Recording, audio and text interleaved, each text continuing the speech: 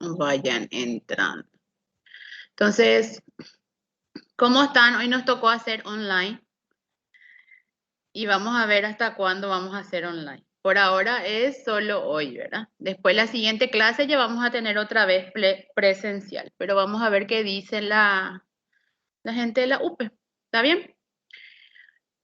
Hoy vamos a hablar de las enfermedades de aparición repentina, que son los que nosotros hablamos de los casos clínicos que yo siempre les comento.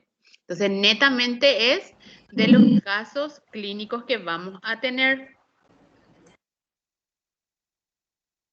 Vamos a hablar del desmayo o lipotimia. Es la pérdida momentánea del conocimiento porque no llega suficiente sangre al cerebro. ¿Qué pasa?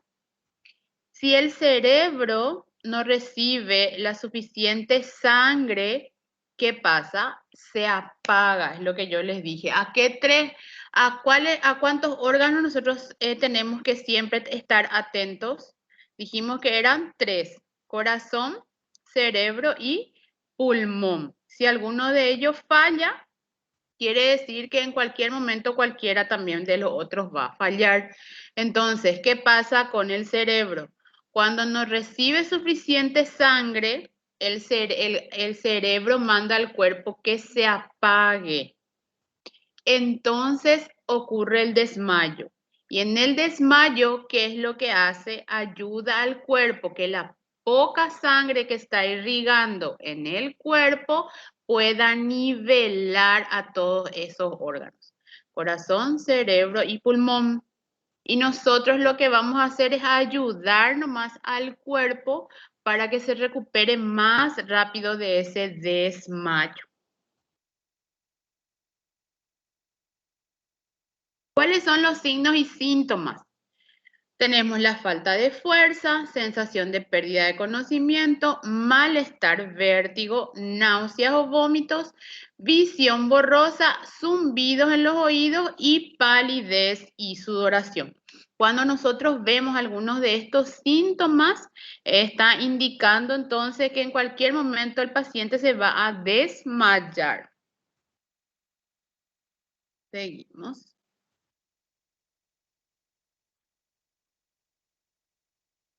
¿Cuál es el procedimiento de atención que nosotros vamos a realizar en estos casos?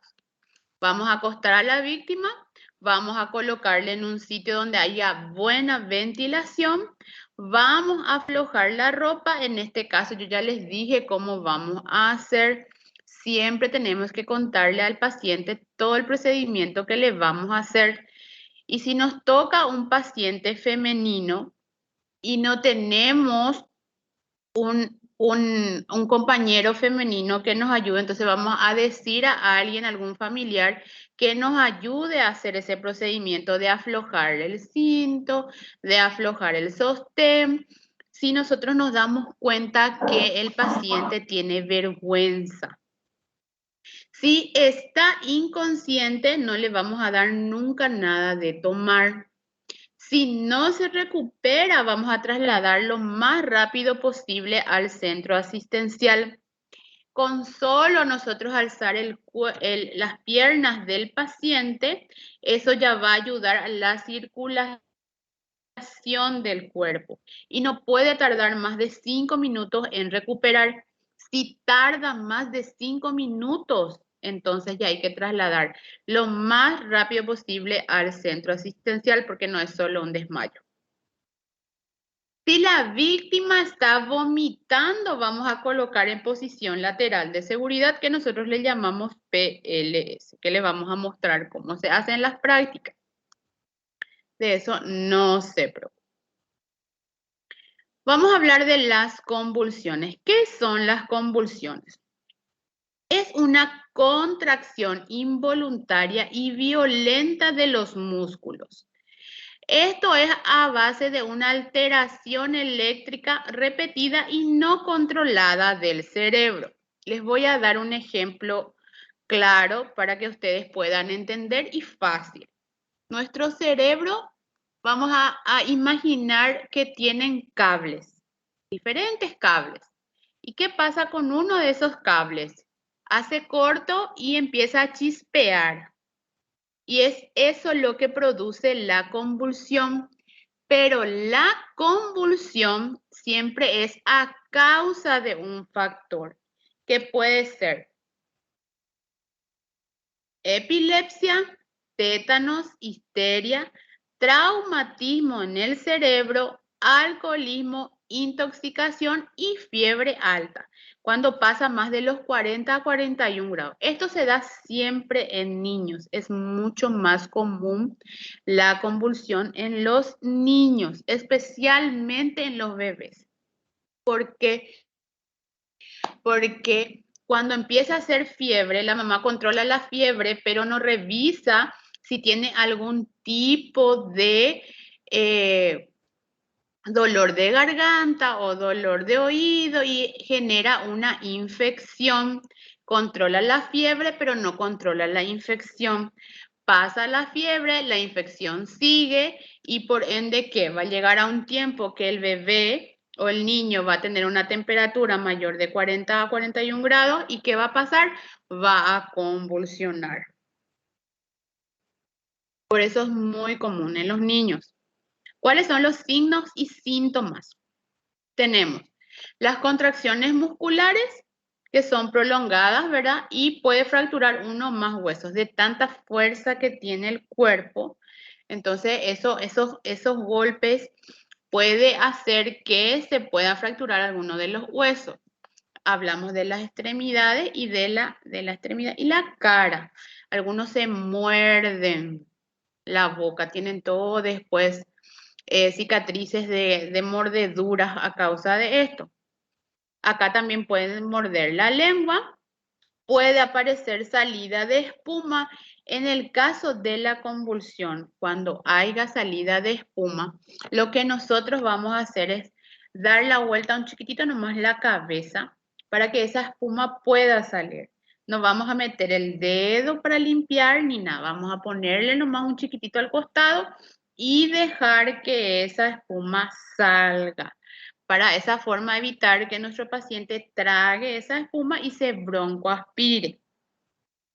Pueden ocurrir una salida espontánea de orina y materia fecal, haber gritos e inconsciencia y al ceder la convulsión se recupera la conciencia y por ende se queja de mucho dolor de cabeza, muscular y fatiga y no se recuerda qué le pasó.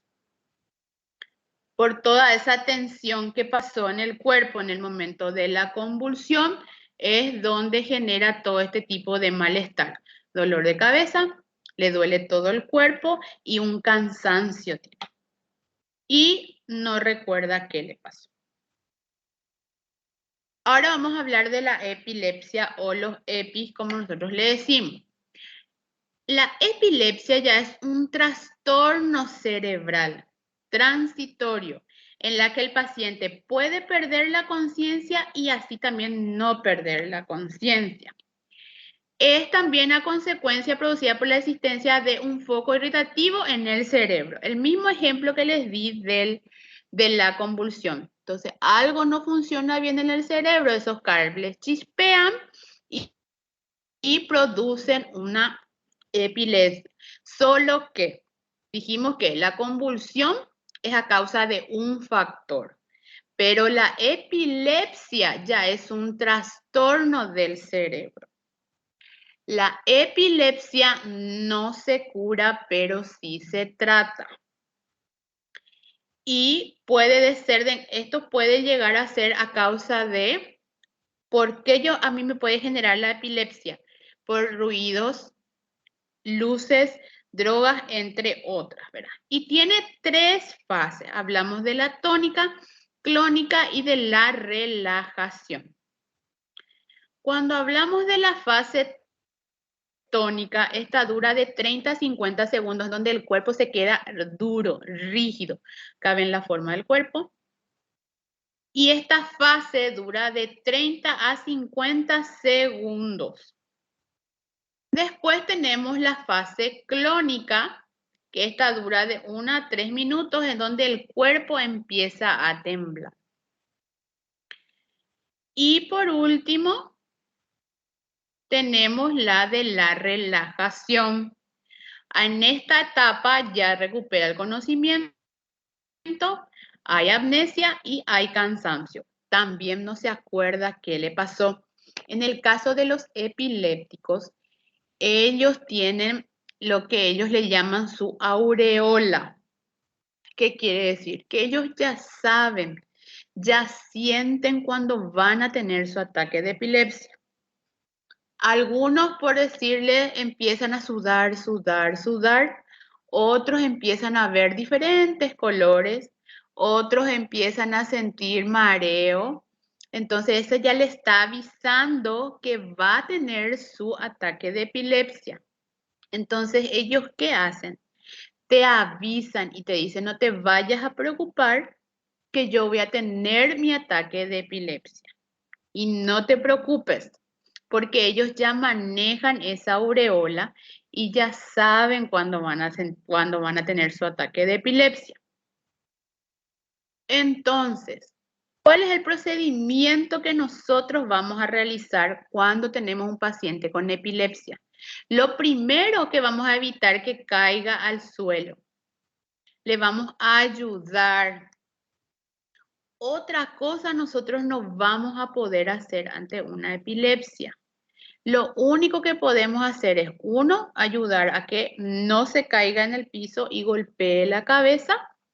Dos, le vamos a colocar ya sea una sábana, una almohada o una remera o algo debajo de la cabeza, ya que en el momento que empiece el cuerpo a temblar, no golpee la cabeza con el piso.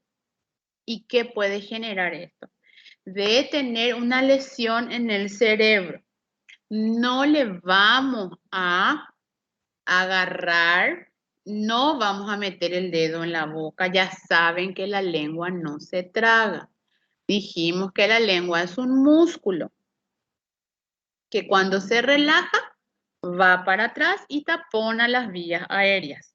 Y con la maniobra frente-mentón, la lengua vuelve a su lugar y el paciente tiene la vía aérea liberada.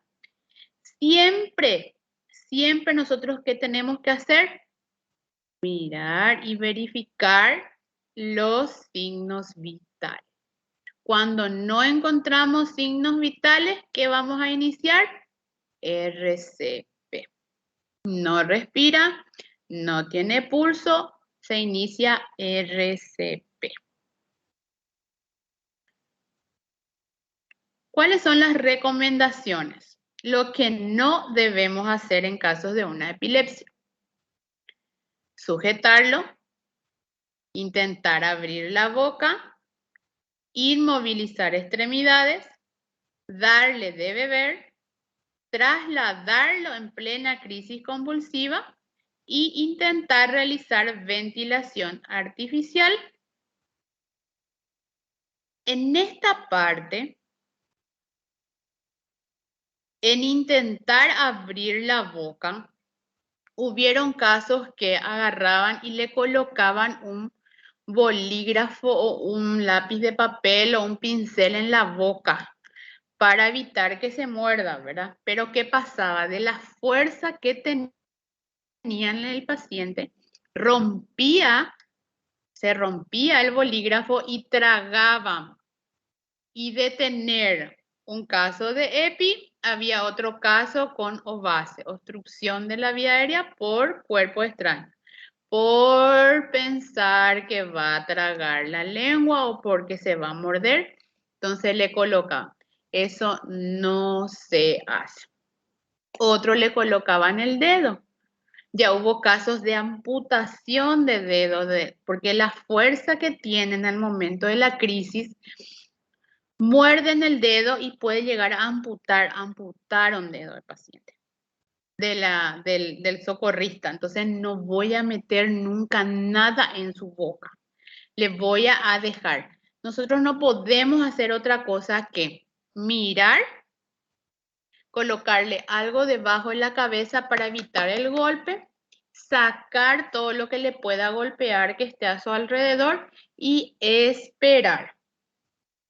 No puede tardar más de 5 minutos el proceso de la convulsión. Si hay un médico, el médico puede administrar al paciente un sedante. Esto le va a ayudar a recuperarse más rápido. Pero eso solo lo hace el médico. Yo, socorrista, no. Solo tengo que esperar y controlar después signos vitales. Si no recupera más de 5, trasladar a un centro hospitalario.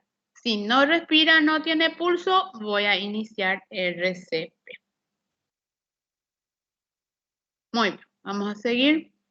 Ahora vamos a hablar de las enfermedades del sistema circulatorio. Hablamos de que se producen, dice, por una obstrucción parcial o total de los capilares sanguíneos, que llamamos nosotros angina de pecho o infarto agudo del miocardio. Infarto agudo del miocardio. ¿Cuáles son los factores de riesgo? Tenemos el sexo. En un 40% dice que los hombres son más propensos a tener la angina de pecho o el infarto del miocardio. Y en un 50% las mujeres. O sea que se da más en mujeres que en los hombres. Hablamos también de la avanzada edad, que existen algunas excepciones. Decimos también que es hereditario cuando hay antecedentes familiares de este tipo de enfermedad. Hablamos también de tabaquismo, del alcoholismo, hipertensión, obesidad, colesterol alto, ácido úrico alto, diabetes y sedentarismo. Y formas de vida estresantes. Estrés a causa de una tensión nerviosa. Vamos a hablar ahora de la angina de pecho.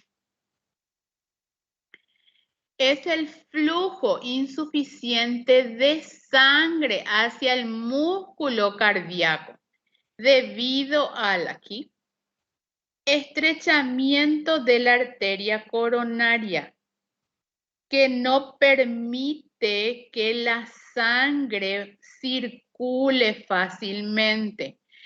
¿Y esto qué hace? Produce un dolor en el pecho que se extiende desde el hombro y va hacia los brazos. A causa de este poco espacio que tiene la sangre para llegar al corazón, es lo que se produce la angina de pecho. Duele toda esta zona, el hombro y el brazo. ¿Se acuerdan que yo les dije que en el OVASE el símbolo universal es llevarse la mano en el cuello? Para la angina de pecho también hay un símbolo universal. ¿Qué pasa? Lo primero que hacen es llevarse la mano en el pecho, porque les duele. Entonces, lo primero que hace, llevar la mano en el pecho. ¿Alguna pregunta hasta acá? ¿No? Bueno, vamos a hablar ahora del procedimiento de atención. ¿Qué tenemos que hacer? Reposo absoluto, preguntarle al paciente si toma medicación y si es así, administrar. Si el paciente no tomó ese día su medicación, entonces nosotros le vamos a ayudar al paciente a que tome su medicación. Vamos a tranquilizarlo, vamos a aflojar las prendas de vestir, vamos a mantener al paciente sentado o en posición lateral de seguridad, que les voy a mostrar después cómo es, y trasladar a un hospital bajo vigilancia. ¿Por qué? Porque después eso puede evolucionar a un infarto del miocardio. La angina de pecho tiene su periodo de dolor, vamos a decirle. En más o menos 15 minutos dura y después para, pero eso no quiere decir que el paciente va a volver a sentir el dolor. Entonces la angina de pecho llega a un momento y se va a relajar, le va a pasar el dolor. Pero eso puede evolucionar a un infarto del miocardio, porque son casi iguales los síntomas que tienen. Cuando ustedes estén practicando con los pacientes y vivencien estos casos, ahí les va a ser mucho más fácil después diferenciar. Ahora vamos a hablar del infarto agudo del miocardio.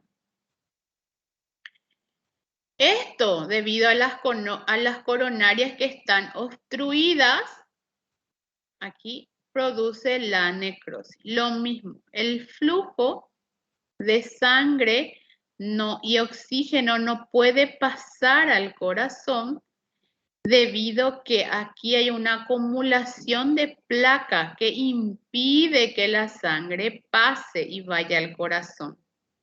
Entonces, esta zona, porque no llega bien el oxígeno y la sangre, produce una necrosis por isquemia, muere.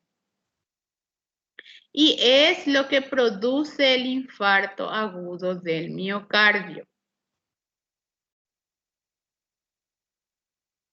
¿Cuáles son los signos y síntomas? Dolor en la zona posterior del esternón, que irradia hombros, brazos, cuello y mandíbula del lado izquierdo y mitad superior del abdomen. Tenemos las molestias no cesan con el reposo. Vieron que es diferente de la angina. En la angina para cuando reposa, pero en el infarto los dolores son más frecuentes, más fuertes y no cesan con el reposo. Tiene un malestar general, náuseas, sudoración excesiva, debilidad general, pulso rápido y débil, palidez y cianosis, dificultad para respirar. ¿Qué es lo que nosotros tenemos que hacer en este caso?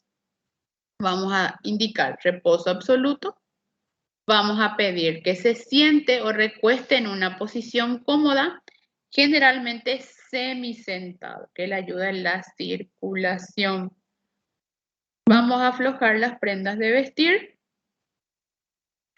Vamos a tranquilizar a la víctima y vamos a actuar con rapidez porque este es un caso mucho más, el paciente puede llegar a morir.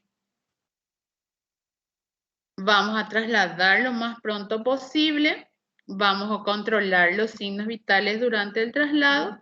Y dijimos que en ausencia de signos vitales vamos a iniciar RCP. Muy bien. Ahora vamos a hablar de enfermedades del aparato respiratorio. Hablamos del asma. Es una enfermedad de los bronquios de origen alérgico. Puede ser por una reacción por inhalación de sustancia alérgeno, que puede ser polen o polvo. Puede ser por inhalación de aire muy frío, alergia al frío, por ejercicios físico agotador, asmas de esfuerzo. ¿Cuáles son los signos y síntomas? Tenemos dificultad para respirar, la respiración es ruidosa y requiere un esfuerzo consciente. El asmático está así. Se le escucha así. Y demasiado tiene que hacer el esfuerzo para poder respirar. Tiene una tos persistente. En casos graves se obstruyen totalmente los bronquios y el enfermo puede morir de asfixia. ¿No hay preguntas hasta acá? ¿Todo bien? ¿No? ¿Seguimos? Bueno. Tenemos. ¿Sí? ¿Alguna pregunta? ¿No? Seguimos. Bueno, ¿qué es el procedimiento que tenemos que realizar en casos de asmáticos? Primero vamos a pedir que repose. Vamos a colocar a la víctima en una posición semisentada que le ayude a la respiración. Vamos a utilizar, si no tenemos los POF, que generalmente los asmáticos ya tienen, podemos hacer inhalaciones de vapor con hojas de eucalipto o ungüento mentolado. Pero generalmente los asmáticos ya tienen su. Entonces le vamos a ayudar nomás a administrar. Y vamos a triplicar el consumo de agua, porque esto va a ayudar a que el paciente tenga una buena hidratación. Nosotros necesitamos que el paciente esté bien hidratado. Los asmáticos, ¿a dónde van? Ya llevan su. Entonces, nosotros le vamos a ayudar nomás si nos toca asistir a un caso de asma. Vamos a ayudarle a colocar. Si no tiene y nosotros tenemos, entonces nosotros le podemos ayudar a administrar también. Y ellos hablan mucho de la prevención porque ellos siempre tienen el spray inhalador consigo. Porque en cualquier momento ellos pueden sufrir su ataque, entonces se tienen que aplicar el PAF. El asmático puede generar crisis de asma cuando pelo de animales, cigarrillo, humo, polvo en camas y almohadas, polvo al barrer, olores fuertes y spray, polen, estado del tiempo, gripes, correr, realizar deportes y trabajo duro. Cualquiera de estos para un asmático puede hacer que genere su crisis asmática. ¿Entienden? Muy bien. Vamos a hablar ahora de las enfermedades endocrinas. Hablamos de la diabetes. Es una enfermedad metabólica caracterizada por la alteración de la glucemia. ¿Qué quiere decir? Tasa de glucosa en la sangre, azúcar en la sangre. Esto se produce por un fallo en la producción de insulina, que es la encargada de regular esa glucemia. ¿Está? El diabético puede llevar una vida normal si controla la enfermedad. La diabetes no se cura, se trata. ¿Cómo? Con una dieta estricta, un ejercicio moderado, medicación apropiada, inyección diaria de insulina. ¿Qué pasa con los pacientes diabéticos?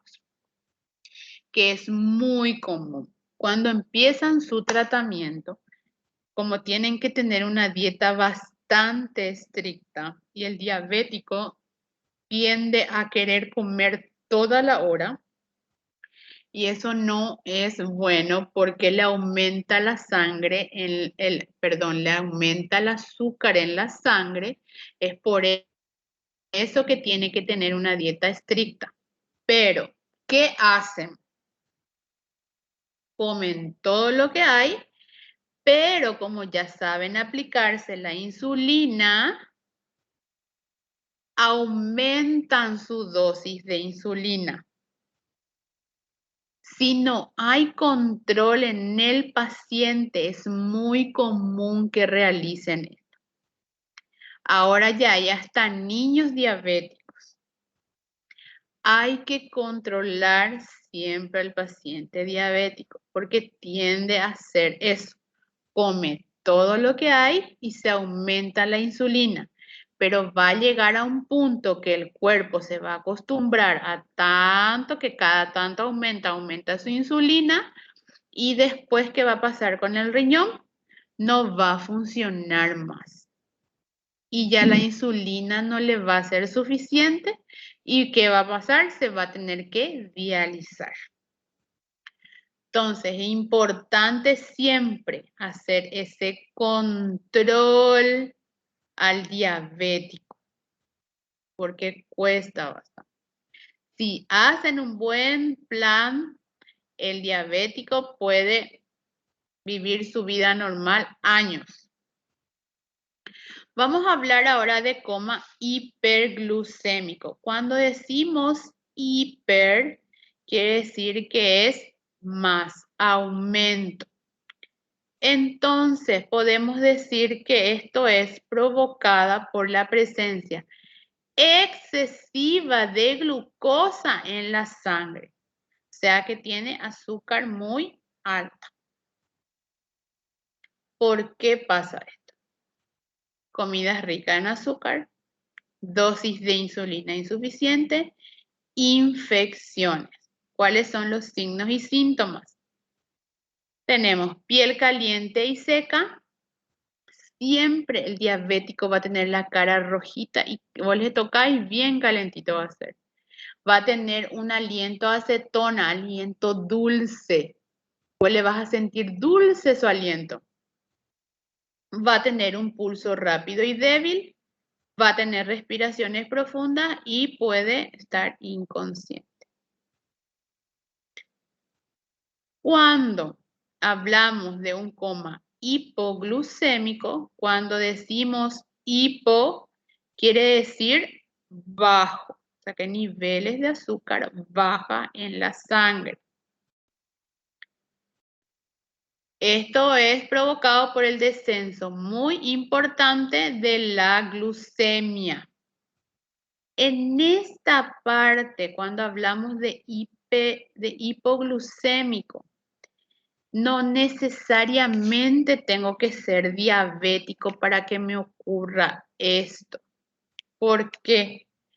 Por ejemplo, hoy no desayuné, no almorcé, no merendé y me pasé todo el día trabajando. Va a llegar a un punto que mi cuerpo me va a decir, Edith, me falta azúcar. ¿Y qué va a pasar? Me voy a hasta desmayar. ¿Por qué? Porque los niveles de azúcar en mi cuerpo son muy bajos, entonces eso me va a generar una hipoglucemia. Mi azúcar en la sangre baja, pero no es porque yo soy un diabético, sino porque no desayuné, no almorcé, no merendé. Y esa cantidad de azúcar necesaria, mínima que necesita mi cuerpo para que yo pueda seguir, no le di. Entonces el cuerpo me dice, basta. Y me puedo desmayar, no porque soy diabética, sino que porque no hice esos procedimientos y mi cuerpo necesita cierta cantidad de azúcar para poder seguir. ¿Cuáles son las causas? Ejercicios y esfuerzo excesivo, inyección de una dosis excesiva de insulina. Es lo que pasa, se aplican más de lo que tiene que hacer, de lo que tiene que corresponder porque come más y de repente le baja demasiado la insulina, le baja demasiado la glucemia, perdón. El ayuno es lo que yo les dije ahora, que no come nada. Después vamos a hablar un poco de los signos y síntomas que tenemos acá: los mareos, sudor, palidez, pulso rápido y débil, puede perder el conocimiento y el procedimiento de atención ante comas diabéticos. Si está consciente, vamos a dar vasos de agua con azúcar. Esto le va a ayudar,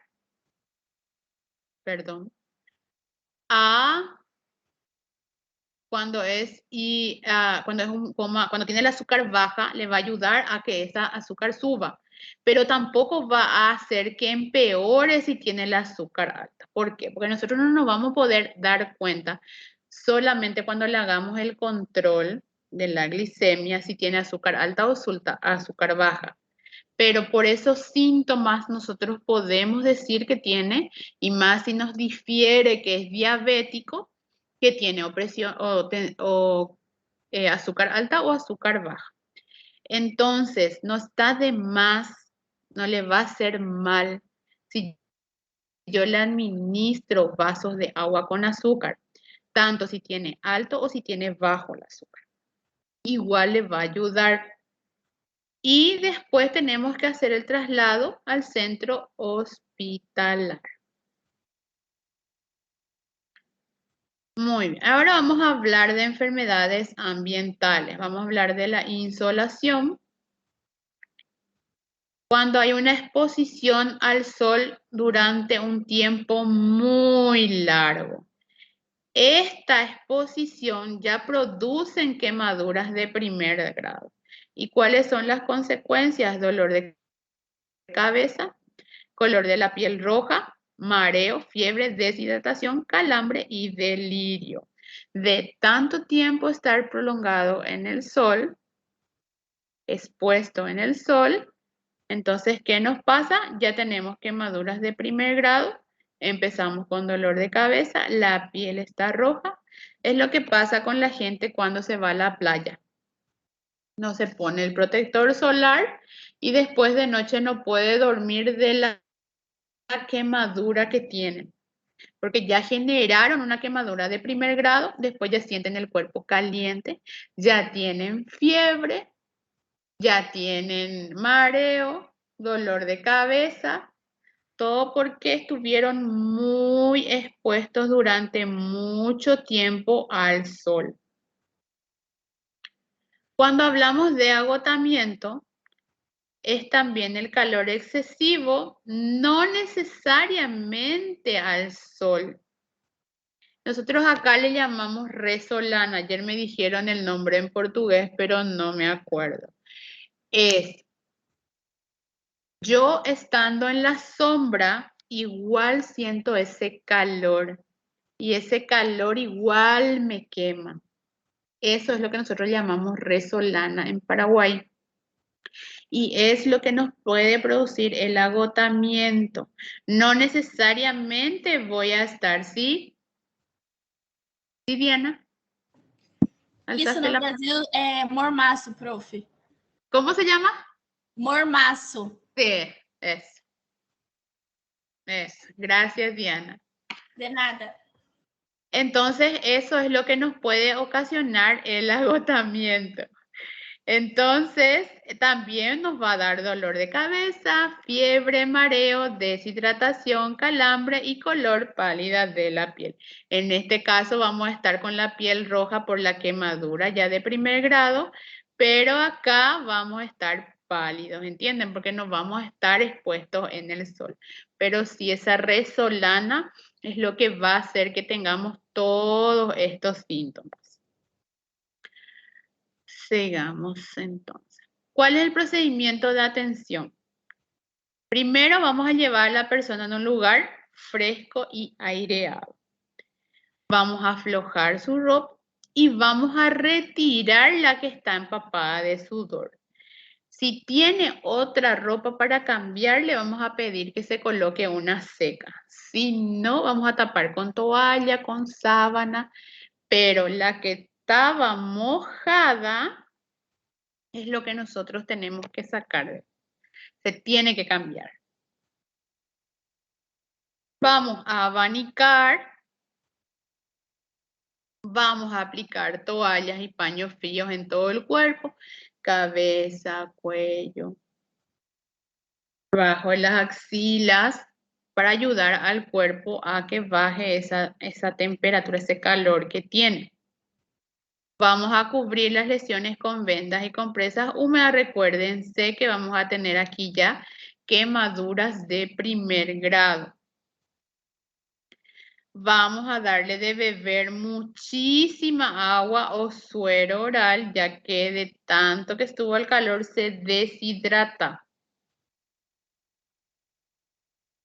Si presenta calambres, no voy a dar masaje, voy a esperar a que pase. Y si la temperatura corporal no baja y aumenta la deshidratación, llevar a un centro asistencial lo más rápido posible. Vamos a hablar ahora de la fiebre. Es un signo de alerta que indica la presencia de algún tipo de enfermedad, en la mayoría infecciosa. Cuando tenemos fiebre es porque algo en nuestro cuerpo no está bien.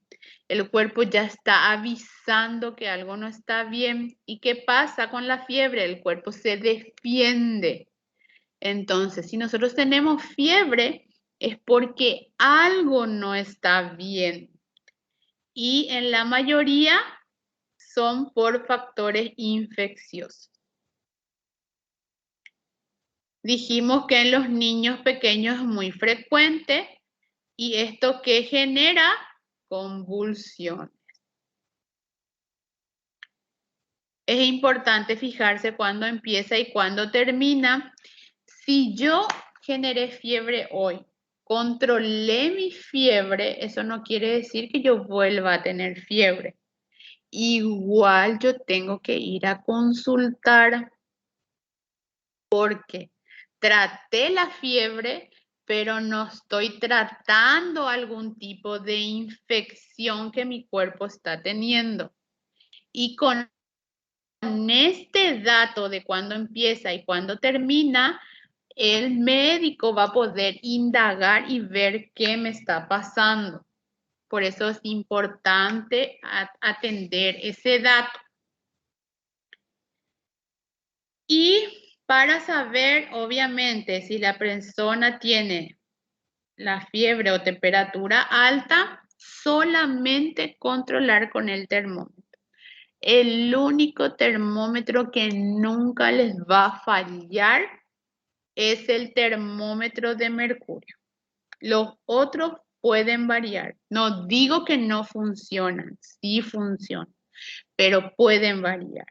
O por ejemplo, ¿qué pasa si ya de mi termómetro digital no le cambié la pila y ya no tiene mucha pila? Y obvio me va a decir, me va a marcar cualquier cosa. Entonces, el único que nunca les va a fallar es el de mercurio.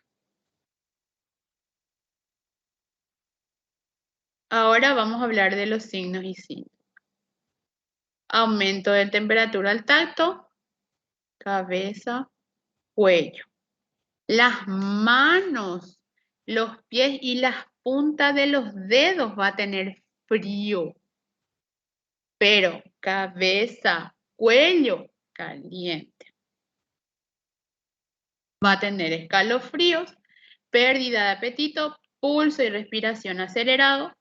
El paciente va a pasar muy mala noche y en niños que son muy activos, ellos van a dejar de moverse y jugar o estar somnolientos. Solamente van a querer dormir.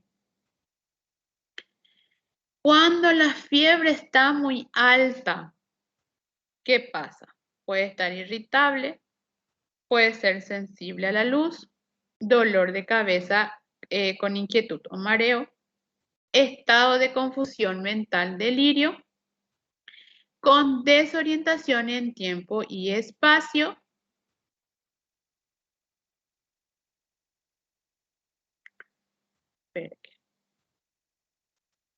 Esperen que alguien agarró mi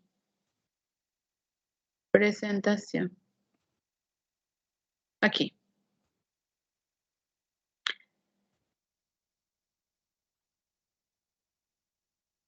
Aquí está.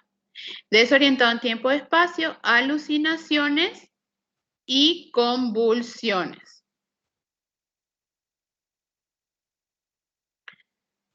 ¿Cuál va a ser el procedimiento de atención? Baño con agua tibia por un periodo de 5 minutos, no secar y cubrir inmediatamente con una sábana o toalla. Otro método. Vamos a desnudar completamente al niño vamos a airearlo durante unos 15 a 20 minutos o hasta que toda la piel se sienta fresca. Y vístalo con ropa limpia, seca y ligera. Bueno, cuando nosotros tenemos un paciente con la fiebre muy alta, vamos a abrir la llave, vamos a esperar que chorree un poco y esa agua a temperatura ambiente es la que nosotros vamos a usar. No es que podemos usar el calefón, prender el calefón, abrir muy grande la ducha, dejar caer un rato, probar y ahí meter. No tiene que estar ni muy caliente ni muy frío, porque ese golpe de calor, ¿qué puede ser? Que el paciente, en vez de mejorar, se va a descompensar.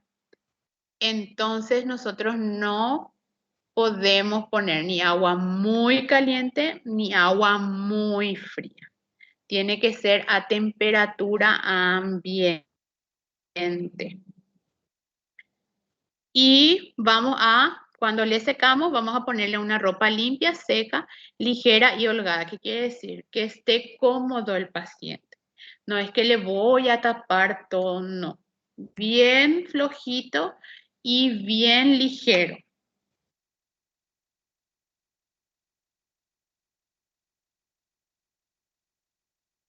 Bueno, vamos a iniciar. ¿Cuáles son los procedimientos de atención? Primero, iniciar la hidratación con suero oral o agua. Esto tiene que ser de una forma moderada. ¿Qué quiere decir? Que no le voy a dar de tomar agua de golpe. Le tengo que dar de a poquito el agua. Vamos a fraccionar la comida sin forzar su consumo. Cuando tenga hambre le vamos a ir dando de a poquito para que coma, no que coma todo de una vez. Vamos a administrar medicamentos antipiréticos que son muy comunes, el paracetamol o el ácido acetil salicílico o la aspirinita o lo que el médico recomiende. Vamos a mantener el lugar donde estamos frescos y ventilados. Vamos a controlar la temperatura de 4 a 6 horas, 3 minutos en la boca y 5 minutos en la axila. Y vamos a consultar al médico para que descubra la causa y pueda tratar al paciente. Porque como les dije, acá solo vamos a controlar la fiebre, pero no estamos controlando qué infección generó que yo tenga fiebre. Por eso es importante consultar al médico. ¿Alguna pregunta hasta acá? ¿No? ¿Todo bien?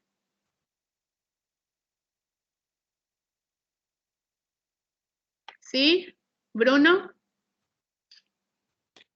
Sí, tengo una duda. Cuando tiene fiebre, Sí. lo de tocar las manos y que sea fría, ¿ocurre siempre? Es decir, en los adultos. Porque sé que en los niños sí se hace, pero en los Sí, adultos también. pasa. Pero hay casos que sí también vas a sentir en los adultos que tienen las manos calientes. Pero generalmente es en adultos y niños. Por eso lo que es importante que vos saques esa duda cuando le controles la temperatura con el termómetro. Entonces ahí vos vas a saber si realmente el paciente tiene fiebre. Ahora, palpando así, bueno, vos podés sentir, bueno, está calentito, ¿verdad? Y las manos no están calientes y están frías, pero está sudorosa, por ejemplo. Pero ¿qué estuvo haciendo él o ella? Estuvo, qué sé yo, en el patio barriendo o algo por el estilo. Entonces no es fiebre lo que tiene, ¿verdad? Porque estuvo en el sol, nomás su cuerpo está caliente. Por eso lo que es importante para sacarnos de la duda si tiene fiebre o no, hacer el control de la temperatura. Y ahí vos vas a descartar. ¿Está bien? Entiendo. Gracias, profe. De nada. ¿Otra pregunta?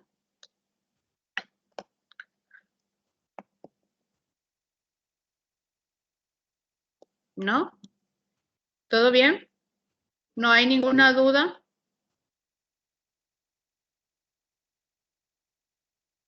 ¿Pudieron marcar su asistencia en la plataforma? ¿Pudieron marcar su asistencia? ¿O no? No está disponible. ¿No estaba?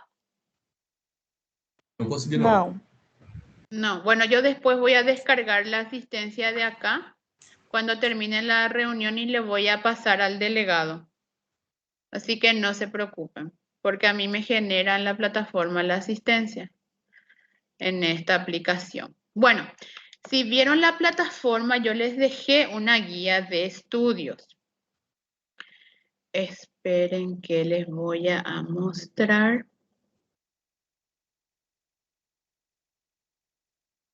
Para que ustedes puedan ver.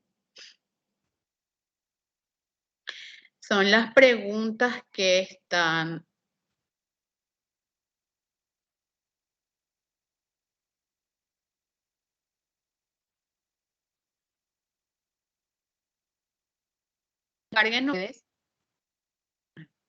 Descarguen nomás ustedes esas preguntas y pasen en su cuaderno y en la siguiente clase yo les voy a controlar.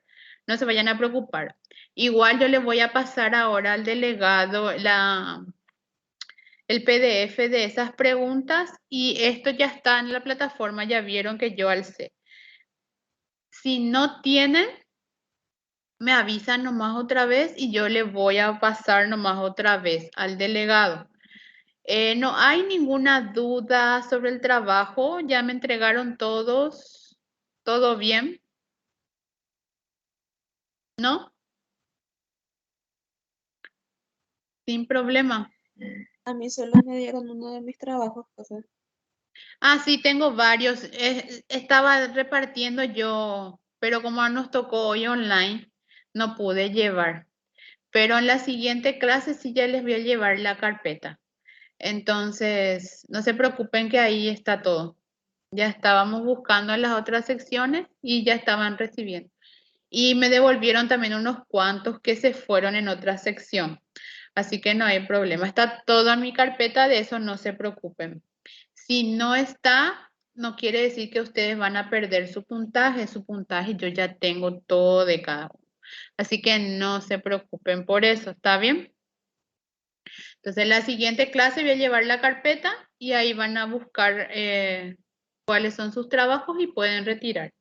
Como hoy no nos vimos, entonces no les puedo dar.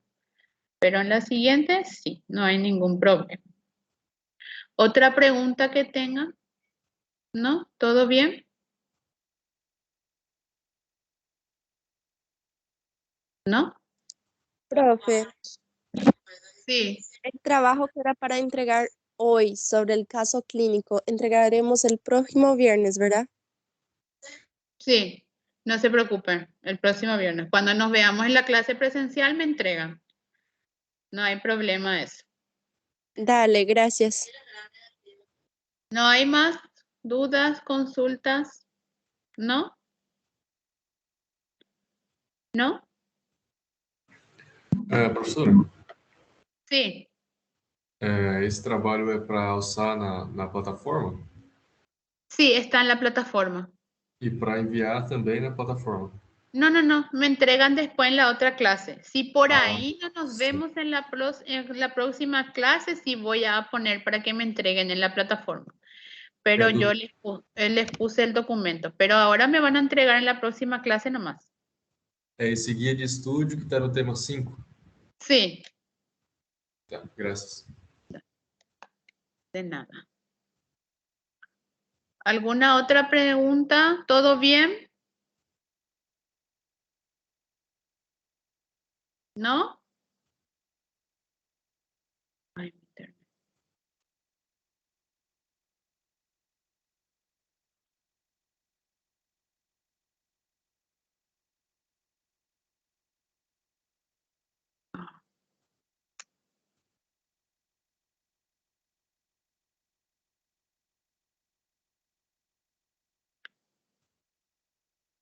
Ay, no sé qué pasó. No sé.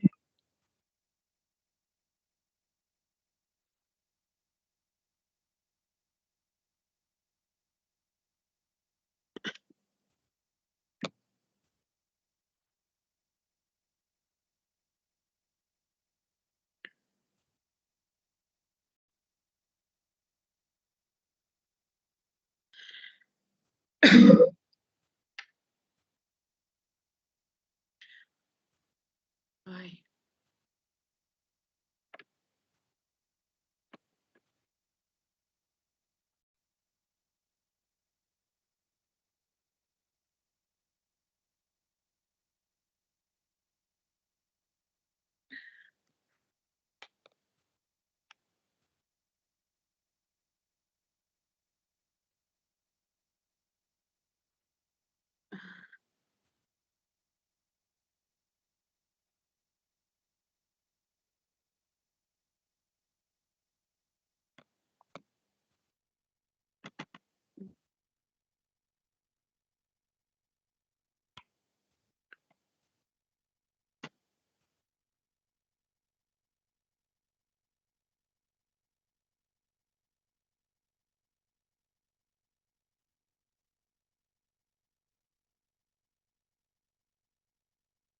No sé.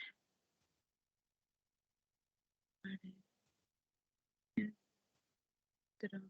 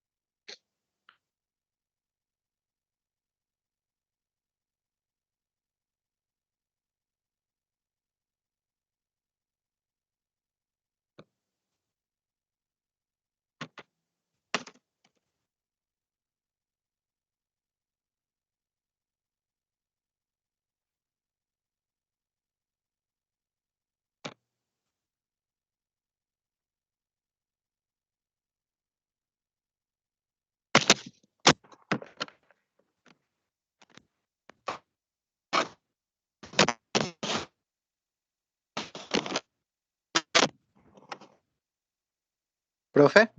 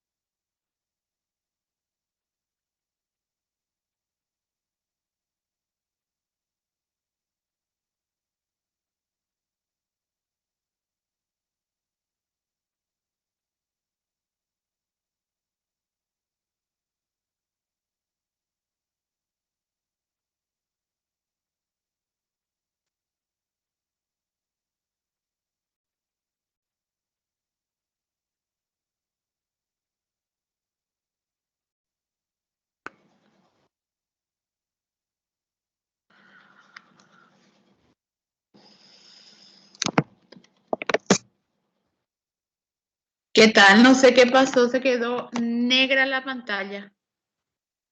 ¿Qué me preguntaron?